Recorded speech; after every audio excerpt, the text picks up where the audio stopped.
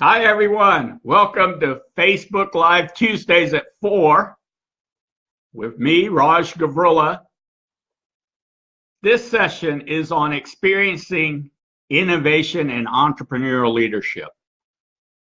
This will be a little different than what I covered at 3:30, and the reason is because of the environment or the context of innovation and entrepreneurial leadership. So are you congruent? And what do I mean by that? When you're an innovator or an entrepreneur, you know what? There's no way that you have the expertise to handle everything that you need to handle. You need a team. And on that team are coaches. For example, when I started, I didn't know much about what I was doing at that time. I hired coaches. I attended association meetings. I attended other meetings. I learned, I implemented, applied the learning. I got advice. I hired coaches, the right support services. And this doesn't need to be long-term. It can be short-term for just a specific preparation that you need to apply that learning and expertise, or for a specific problem that you might be experiencing, or to get you to the next level of success. So those are really the three areas. And so obviously, there are several areas that I needed to work on and invest in. And however, I have, just like anyone else, I have a budget and I invest in small amounts until something's proven or something's working consistently, or I'm pretty comfortable that I'm in a position to invest for a longer term because I feel that I'm going to get a return on investment, whatever that value is, qualitatively and quantitatively. So that's the thing. Nobody can guarantee the outcome. The outcome could be much greater than you ever imagined, or it could be about what you expected, or it might not be. And in that case, when it might not be, you need to look and see, did you make the effort, put in the work, or did the person delivering the service make the effort, put in the work? And if you think that it could be done a little better, then you need to have a conversation and then move forward with it and try to work it out, because it takes quite a bit of time to be able to vet a supplier or somebody who's a resource for you. And you want it to work out. Both parties do. However, sometimes in rare cases, it doesn't, for whatever reason. And in those cases, I tell people, because it's very important for me that you receive service and that you experience intelligent breakthroughs in whatever capacity for you. And if you're not experiencing those, and I have someone who a lot of people think is a competitor, which I don't see them as that. I see them as peers, because they're in associations that I'm in. We volunteer together. They're everywhere around me, and we're all a little unique and different. And sure, sometimes we're all competing for the same opportunity. That happens sometimes, but also we learn from each other and we see how each other are going, and there's specific things that we do with one another. However, I look at those people as peers. I do not look at them as competitors. Additionally, you might have then teammates or colleagues, right? You have colleagues. Do you have a team that you're working with to do your innovation and entrepreneurship? Or is it just you? If it's just you, then you probably have some suppliers or coaches, or you'll need that eventually. You'll need someone to be able to bounce ideas off of and things of that nature. And so that's very, very important. And then, of course, do you have clients? Your clients, or who are your prospects, and how will you engage them, and what will that work? Is all of that congruent? Have you put that strategy or that process together? More of a process than really a strategy. And are you able to confront and help them and know how, whether or not you would be able to help them? And then your parents and your family and your friends, what kind of role do they play? Those people usually are on a macro level. They're talking about bigger things, not necessarily your specific innovation and entrepreneurial leadership. And if you watch my video on peoples and dreams, that's very important for you to realize, is what conversations and who are the right people to share the right things with. That's critical, because some people, even though they're close to you, don't really they have their own dreams, their vision, their clear goals, their aspirations, and they're not really focused on what it is that's important to you on that micro level. They're more on the macro level. And so you just need to realize that and get the right support system or the right support services. And so invest in those support services. I invest because I respect someone's work. And because I respect their work, I pay them. And because I pay them, then I receive some qualitative value and hopefully a quantitative value, some type of ROI. And as I do receive that more and more, then obviously I would invest in them more and more. However, if I don't, then I start to, maybe not invest in them as much, or, maybe I don't invest in them at all in the future. I look for something else, or I ask them about another type of service. I go to a functional physiology trainer, exercise physiology trainer. Can I put a qualitative value on her service? Sure, I can. I feel better. My energy's better. I play sports, so I'm able to play basketball, tennis, run track better. Now, does that give me a quantitative ROI? I can't really measure the quantitative ROI side of it. I really can't. But for me, the value is great enough to know that she's worth me investing in her services. And so that's why I do so. And I've been doing so for over a year. And I go twice a week now. I used to go once a week. Now I go twice a week. And so I increased my investment, actually. So that's very, very important. And also in your school or your work or your life or in your education, whatever you may be, are you being congruent? And I've been watching a lot and reading a lot, and people are talking about, do you have the relationships in place? Are you able to build and develop, build and grow meaningful and trusting relationships? And that is essential. However, I pose to you that the way that those relationships formed, almost every relationship that you have that's like that, and every new relationship that you will create that's like that, started with one key skill. And that skill is communication. It's your communication skills. Have you ever thought of investing in communication skills? I did. Before I did these Facebook Lives to prepare, I was wondering, because I have a speech coach, this seems a little weird. I'm talking to a camera. There's nobody here. There's no audience, no client. It's just me. But there is sort of an audience. They're out there in the internet world. However, what I learned was, it's just like speaking on a stage or on a platform in front of people. It's just use that same technique, but adapt it a little bit. So I had to nurture it. I had to develop it, build and grow it by putting my gifts, talents, and skills to it. And as you can see, my videos now are getting a little better each time. The content's there. My coach tells me that. Oh, your content's there, but you need a little bit of this. And I paid hundreds of dollars for that because it's worth the qualitative value and the quantitative. And in fact, if you tell me in 1 hour, if you tell me some type of communication want or need of yours that you're preparing for, whether it's doing a presentation, whatever it may be, working on one, or it's a specific communication problem you have, or you're just wanting to get to the next level in 1 hour.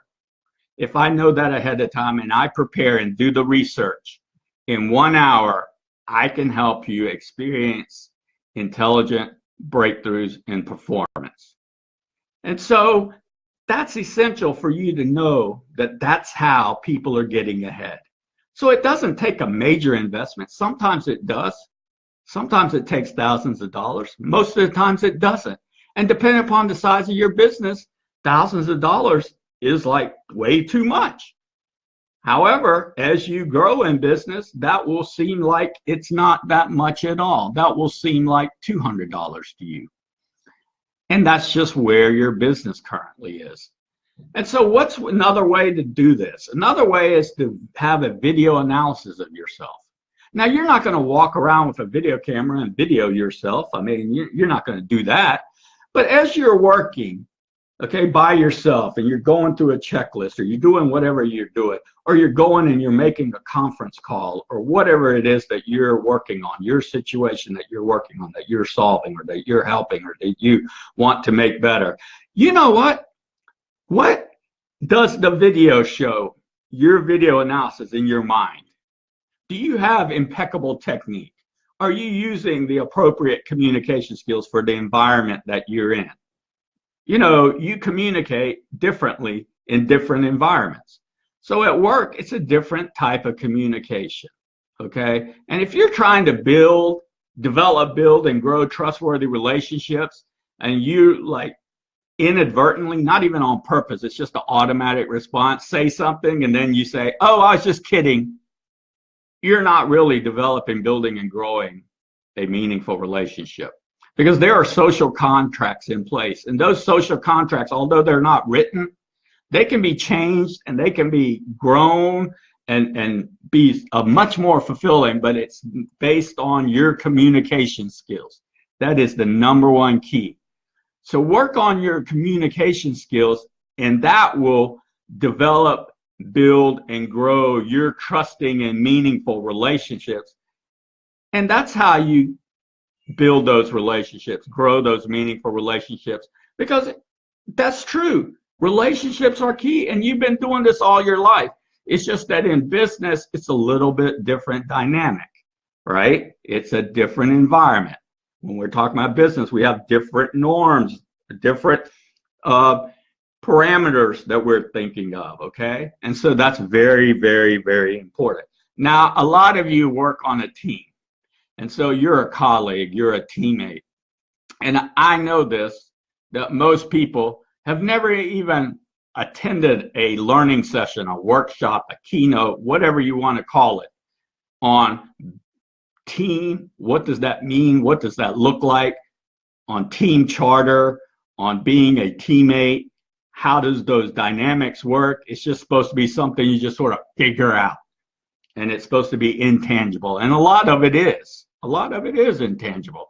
However, you know, I go in and I work with people, and this is exactly what I help them with, is I help them with like a team charter. I help them with coming up with the right approach. I help them with working and communicating with one another, because as you do that, it makes everything more fulfilling, with ease, and it's more fun and has enjoyment. But if you don't do that, then that's when, you know, I'm not a psychologist. And that's when personality conflicts come into play, and you take all those personality tests, and your employer or someone is trying to match up the different personalities based on their personalities. And that's what a psychologist does. Or if you're hiring people, you have a psychologist or someone with that background to come in and do profiles and be able to pick the right people, or recommend the right people for you. And if you're looking for that, I'm not the person for that. I am a private mental performance and life consultant and coach. So I'm looking at performance. I might not know the expertise that you know on what it is that you're skilled at, but I know the performance expertise. That's where I'm there. I'm an expert in that area, in the mental performance area, and I can show you. So what does your video say of you in innovation and entrepreneurial leadership? Do you have impeccable technique? Yes, there is technique involved. When you make that call, when you make that presentation, are you preparing ahead of time? Are you getting the right support services to do that? If there is a problem, especially conflict problems with partners and things of that nature, do you have tools and skills to do that? After this video, I will put a tool that I have that is a proprietary tool of mine, and you can watch it and you can use it, but you really need to be trained at using it. It looks easy like everything else. Everything in the world, when you see someone do it, looks easy. But when you do it, you realize that it's not as easy. And additionally, you really need an objective third party looking at it. Because you might have an internal coach at work, and you say, well, I already have a coach. Well, really you don't, because those coaches don't do coaching for a living. They don't have the expertise. There's no way they do. They would, it's just too much to do. And therefore, you're getting a type of coaching, but it has a lot of parameters and constraints around it.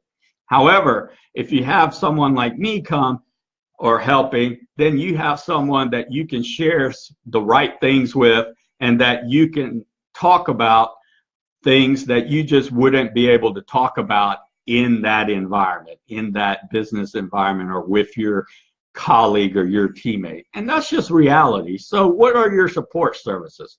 What is the video analysis saying of you when you're doing your work individually? What is the video analysis saying of you when you're interacting with your teammates and your team? Are you focused more on the psychology aspects of personalities and trying to figure each other out and profiling? If you are, then you're really jeopardizing building that relationship and meaningful relationship and your performance. The reason being is because you need to be a psychology expert. You need that expertise. A psychologist would be able to do that. You are just looking at a fraction of it when you're taking those personality assessment tests and when you're taking those profile tests. You are just looking at a fraction of it.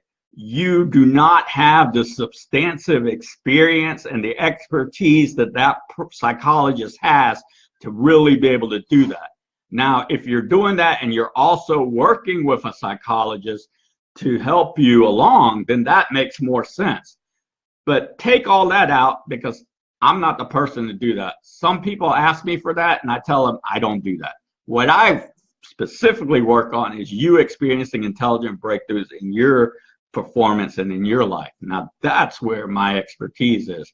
And in 1 hour with performance, my expertise, if you tell me the thing you're preparing for from a communication perspective, the thing that you want to improve from a communication perspective, or the area that you want to go to a next level or higher level or greater success from a communication perspective, after I review that and I prepare and do my research and my work, in 1 hour, I can help you experience an intelligent performance breakthrough.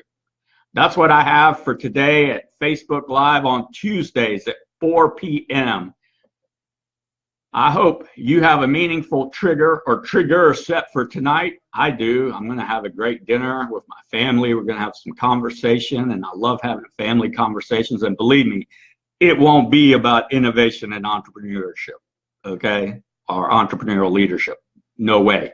It'll be about family topics, things that also are of importance to them, because they want to talk about the macro level.